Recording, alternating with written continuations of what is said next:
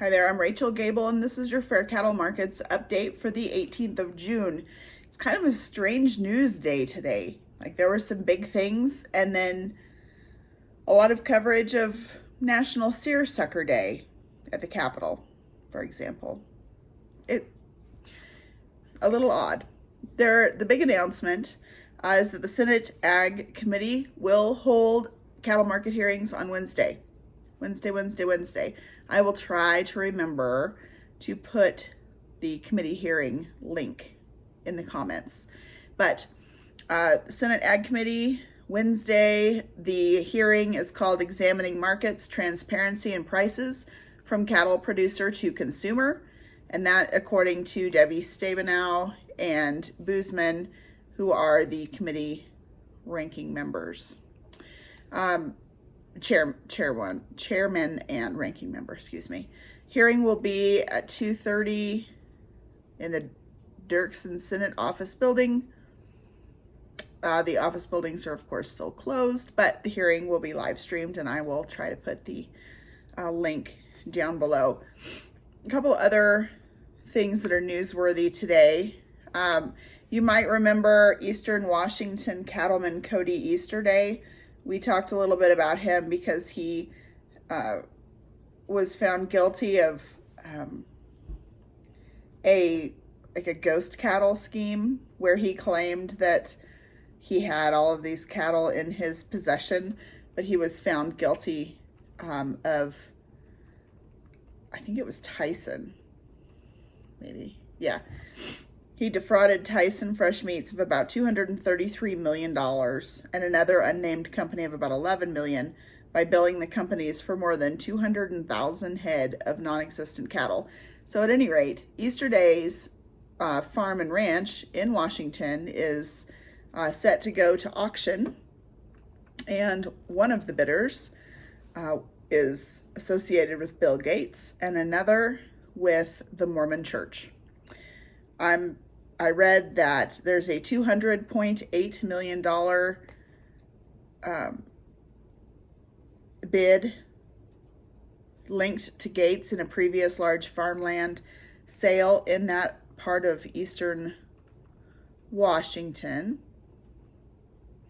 And the highest bid from the Mormon Church lately was $193 million. Farmland Reserve Incorporated, which is part of the Mormon Church. So it's interesting. Only qualified bidders can bid, and bidders will have to so the auction will be open to only qualified bidders. Bidders will have to up the price in $1 million increments. Jeez.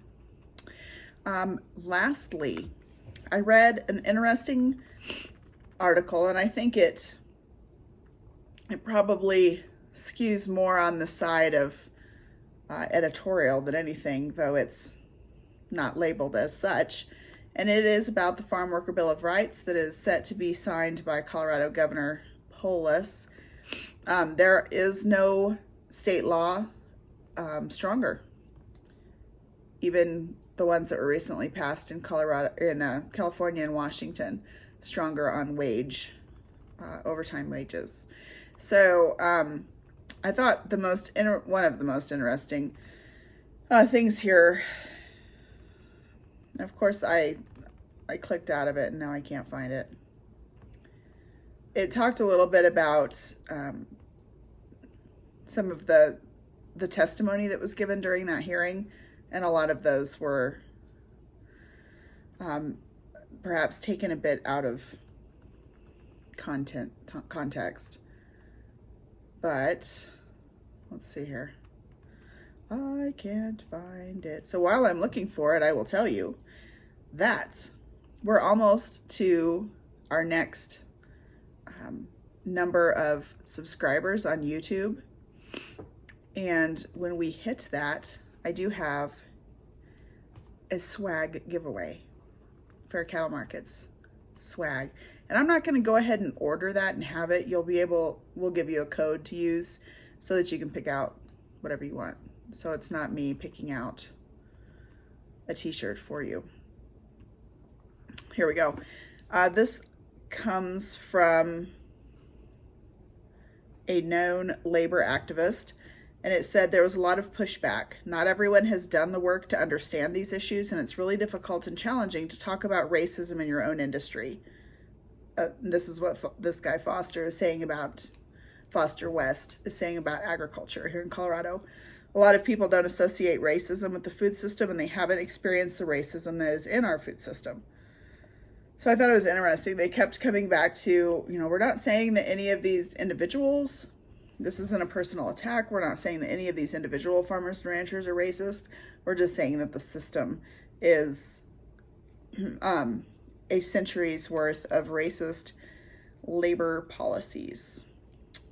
And with 83% of the nation's farm workers being Hispanic, 10% of those being on the H-2A program, and a large percentage of them are non-documented. This article in particular, it's on the counter, like a meat counter, the website, thecounter.org, if you'd like to see it. It's really kind of interesting. It says, there was just a crazy amount of racism surrounding this bill, and it was disturbing to see young farmers and regenerative ag people who have all of these ethics for land have none for how they treat their people. I'm glad this bill passed, and I'm going to keep saying what I've been saying all along. This isn't about identity politics. This is about better farming. This is about a better, safer world, and about addressing what's happening on farms by actually protecting the people doing this work.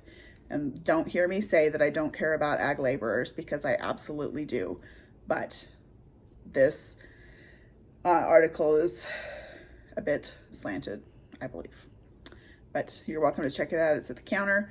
I will post the hearing link down below. Other than that, have a great weekend. I'll see you Monday.